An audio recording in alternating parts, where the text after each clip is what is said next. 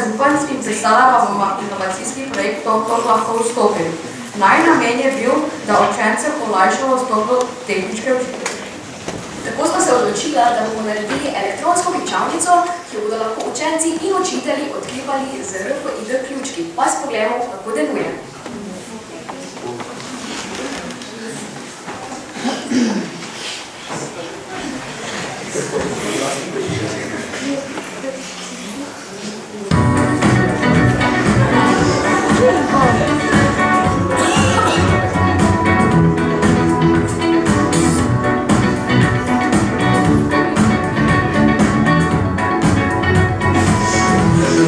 Legend of the Phoenix, of ends with beginnings. What keeps the planet spinning? The force from the beginning. Look, we've come so far to give up who we are. So let's raise the bar and our goals to the stars. She's up all night to the sun. I'm up all night to get some. She's up all night for the fun. I'm up all night to get lucky. We're up all night to the sun. We're up all night. Schema delovanja. Ko oseba pristavi RFID ključek RFID čitalcu, ta preko USB kabla pošlje Raspberry Piu, torej na enem računalniku, kodo ključka. Ta preko interneta pošlje Googlovi skripti kodo ključka in vpraša za dovoljenje. Ta v Googlovi preglednici pregleda, ali ima ključek dovoljenje za vstop in preko interneta nazaj pošlje Raspberry Piu, ali ima. Ta krmili pine, ki krmilijo ključavnico in glede na signal odprejo ali ne odprejo ključavnico. Tukaj je schema najdenega elektronskega vezja, ki odklepa ali zaklepa ključavnico. Na Raspberry Piu podobajo na 4 pine, to so GPIO2 z stalnim tokom 5 V, GPIO11 z 3,3 V, GPIO7 tudi z 3,3 V in GPIO6, ki je ground. V primeru, da ima učenec vstop zavrnjen, stače dobi z GPIO7 vključvali diodu, ki se prižge, skozi upornik 1 kOhma nazaj v ground.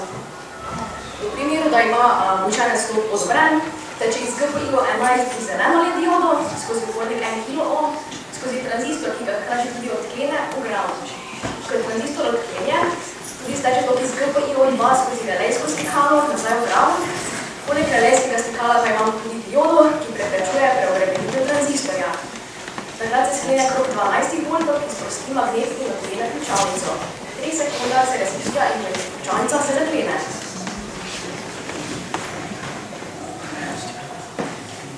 Midva sva za najn projekt uporabljala HDMI priključek za monitor, ki sva ga potem odstranila. Uporabljala sva internetni kabel ter USB priključek. Nanj sva priključila RFID čitalec, miško in tipkovnico, a sva miško in tipkovnico nato odstranila. Glavno pri najni raziskovalni nalogi so pa bili GPIO, ki je sestavljen iz več pinov.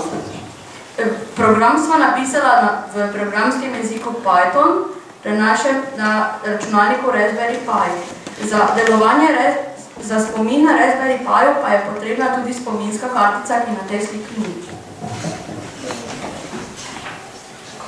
Naredili smo tudi 2 preglednici, ki smo dali v Google oblak, torej Google Drive, dali v skupno rabo z vsemi, ki so odgovorni za vstop v učilnico.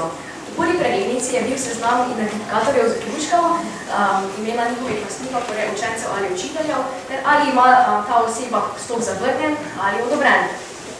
V drugi preglednici pa imamo poročilo o vstopih. V njej piše, kdo je vstopil, kdaj je vstopil in ali je bil vstop zavrnjen ali odobren.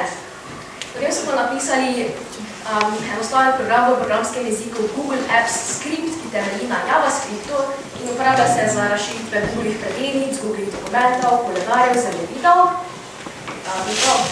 Ta program smo uvedli tudi kot spletno aplikacijo. Potrebovali smo ga pa zato, da vedno po Raspberry Pi pošlje zahtevo Zahtevo oblakniku preveri, ali ima oseba vstop, zabeleži v drugo preglednico in vrne odgovor. Na začetku smo v vlogi menjali vložek, tako da bi lahko oseba odklepala vrata tudi brez ključka, samo z ključem od vrat. In nato smo tudi menjali navadno kljuko za slepo kljuko. Nato smo z kotno brusilko v kovinski podvoj vrat izrezali zareze, da smo lahko odstranili staro in dali noter električno ključovnico. Izvrtali smo tudi luknjo za 3 kable, in sicer prvi kabel je bil omrežni kabel, drugi kabel je bil za povezavo ključovnice z ohišjem in tretji kabel je bil za napajanje. Vse skupaj smo tudi zakitali.